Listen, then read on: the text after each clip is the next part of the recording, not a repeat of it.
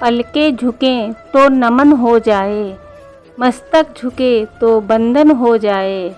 ऐसी नज़र कहाँ से लाऊं मेरे कान्हा, कि आपको याद करूं और दर्शन हो जाए। हरे कृष्णा, राधे राधे। आप सभी भक्तों को मेरा प्यार भरा नमस्कार। आशा करती हूँ आप सभी स्वस्थ होंगे, मस्त होंगे और अपने अपने प्रभु की सेवा में मदमस्त होंगे। तो वीडियो शुरू करने से पहले पुनः आपसे कहूँगी कि वीडियो को लाइक करें और ज़्यादा से ज़्यादा शेयर करें। अपने चैनल लिटिल कान्हा को सब्सक्राइब करें। तो दोस्तों, जैसा कि आप सबने टाइटल पढ़ा ही होगा, कई लोग मुझसे पूछते हैं कि जब हम लड्डू गोपाल को अपना बेटा, अपना भाई या सखा मानते हैं तो क्या हमें उनकी पूजा आरती करनी चाहिए। तो दोस्तों, इस प्रश्न का उत्तर आप स्वयं अपनी अंतरात्मा से पूछो, आपको सभी उत्तर अवश्य मिलेंगे। मैं आपसे पूछती हूँ, जब आप बाल गोपाल को अपने घर लाए या घर लाने की सोच रहे हैं तो आपके मन में या हृदय में कुछ तो भाव आए ही हैं और उन भावों के बीच कहीं ना कहीं आपके हमारे मन में बाल गोपाल की जो छवि है उसमें ईश्वर के दर्शन होते ही हैं। तो दोस्तों, मेरे कहने का तात्पर्य यह है कि हम भले ही बाल गोपाल के साथ कोई भी रिश्ता बना लें, पर वह है तो श्री हरि विष्णु का, हमारे प्यारे नटखट कृष्ण कन्हैया का ही बाल स्वरूप। और जब हमारे ठाकुर जी ने द्वापर युग में नंद बाबा और मैया यशोदा के यहाँ जन्म लिया था, तब भी भले ही उन्होंने मनुष्य रूप में जन्म लिया हो, परंतु तब भी वे थे तो श्री हरि विष्णु का ही अवतार। यशोदा मैया भी जब अपने किशन कन्हैया की बचपन में सेवा लालन पालन करती थीं, तब उन्हें नहीं पता था कि वह जिनकी सेवा इतने प्रेम भाव से कर रही हैं, वह जगत के पालक, जगत के पालनहार श्री हरि विष्णु, श्री हरि नारायण हैं। पर दोस्तों, फिर भी वह कुछ खास मौक़ों पर अपने लल्ला की आरती उतारती थीं और उनकी सेवा भाव से करती थीं।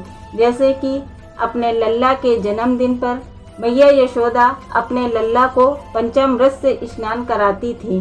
तो दोस्तों, हमें तो पता है, हम जानते हैं कि हम जिन बाल गोपाल को अपने घर ला रहे हैं वह श्री हरि का बाल स्वरूप हैं, वह जगत पिता हैं, जगत के पालनहार हैं।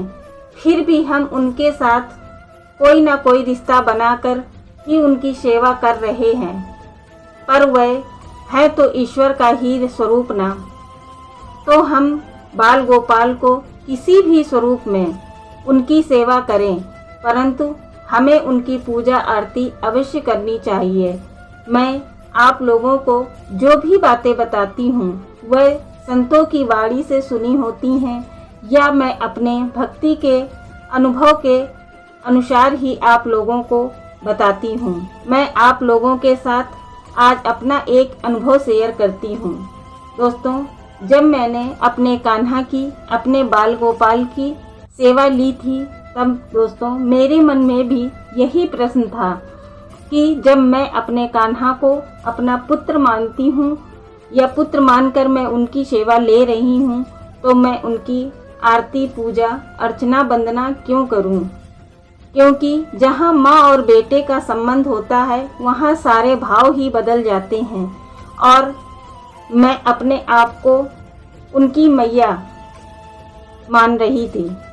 तो दोस्तों, आपको जानकर आश्चर्य होगा कि शुरुआत के कुछ दिनों में मैंने अपने कान्हा की कोई भी पूजा, अर्चना, वंदना, आरती नहीं की। केवल मैं उन्हें जगाकर, स्नान कराकर, उनका श्रृंगार करके भोग लगाती थी और बाकी की सेवा करती थी, लेकिन पूजा आरती नहीं करती थी, क्योंकि मुझे ऐसा लगता था कि मैं उनकी मैया हूँ और वह मेरे पुत्र हैं और मैं जब अपने बाकी बच्चों के साथ जैसा व्यवहार करती हूँ वैसा ही व्यवहार मैं अपने लाला के साथ भी करूँगी।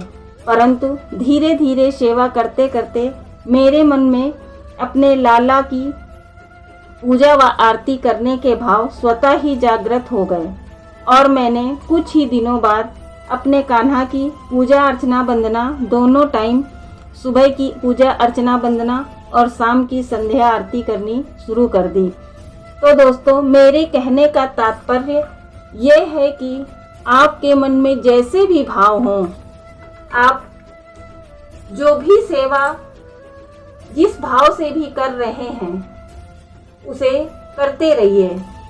हमारे बाल गोपाल इतने कृपालु हैं, इतने दयालु हैं, उन्हें जिससे जैसी भी सेवा लेनी होगी वह उसके मन में वैसे ही भाव स्वतः प्रकट कर देते हैं। तो दोस्तों, उम्मीद करती हूँ कि आज की जानकारी आप लोगों को अच्छी लगी होगी। यदि जानकारी अच्छी लगी है तो वीडियो को लाइक करें और ज़्यादा से ज़्यादा शेयर करें ताकि इस तरह की जानकारी सभी को मिलती रहे।